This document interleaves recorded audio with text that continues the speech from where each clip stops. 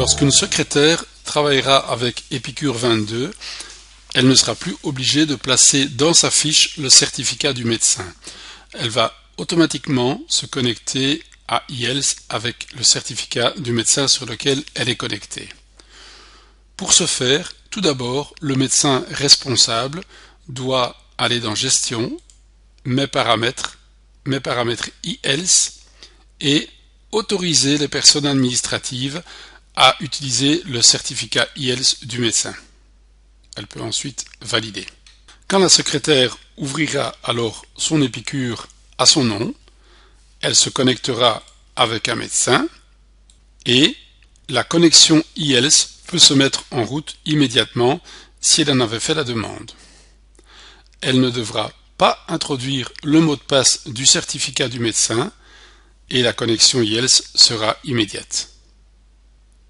Ensuite, si elle change d'utilisateur responsable pour faire des documents administratifs, ordonnances, etc., elle choisit un autre médecin et travaille immédiatement sous le nom de cet autre médecin.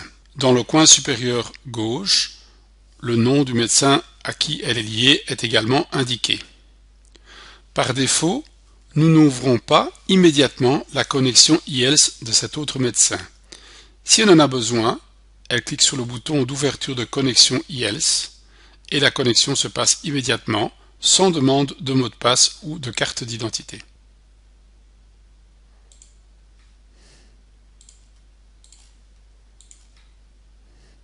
Avec l'arrivée de la prescription électronique, il nous a souvent été demandé s'il était judicieux que la secrétaire prépare pour le médecin des ordonnances demandées par téléphone par les patients. Nous allons ouvrir l'accès administrateur d'un médecin et dans les groupes d'accès secrétariat, dans la partie gestion divers, on peut laisser la secrétaire utiliser ou non la prescription électronique. Si cette case est décochée, la secrétaire pourra jusque fin 2017 préparer des ordonnances ancien système, donc en papier, pour le médecin qui devra les signer. À partir de 2018, la secrétaire ne pourra plus rien faire. Nous allons cocher cette case et nous retournons cette fois dans l'épicure du médecin. Dans la fiche des paramètres du médecin, mes paramètres IELTS, le médecin peut décider s'il autorise ou s'il n'autorise pas le secrétariat à envoyer des ordonnances sur récipient.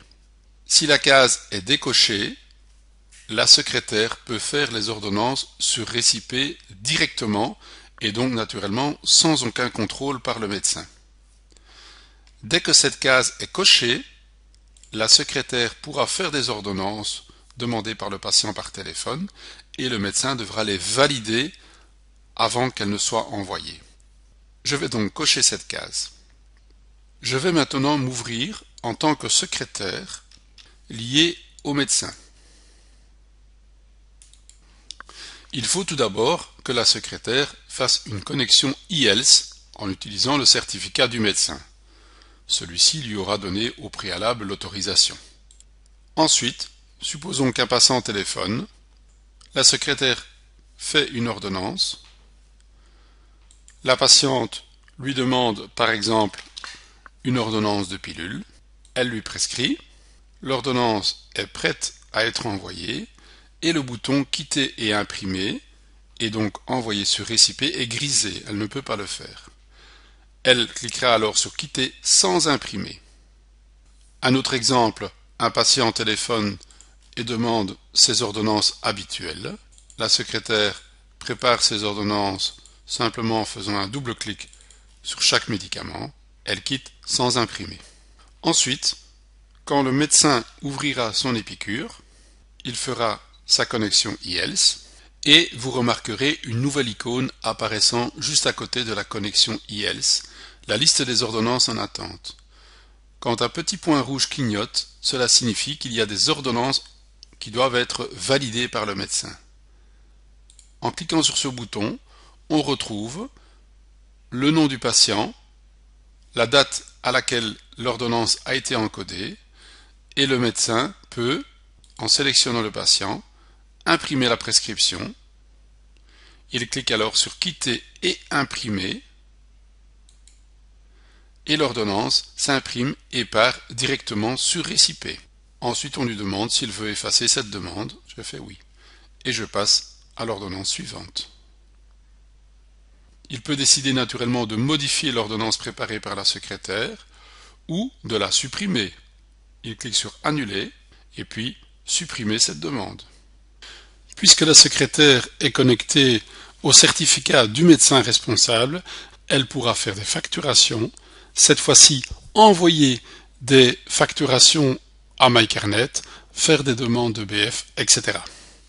La secrétaire peut comme auparavant faire la réception du courrier du médecin. Une boîte à outils s'ouvre automatiquement lorsqu'on passe la souris sur le nom d'un patient. Dans cet exemple, elle peut faire directement une ordonnance pour ce patient, lui encoder éventuellement un vaccin, faire un document ou directement encoder une prévention. Exemple, ce patient a reçu par voie électronique un protocole d'hémoculte.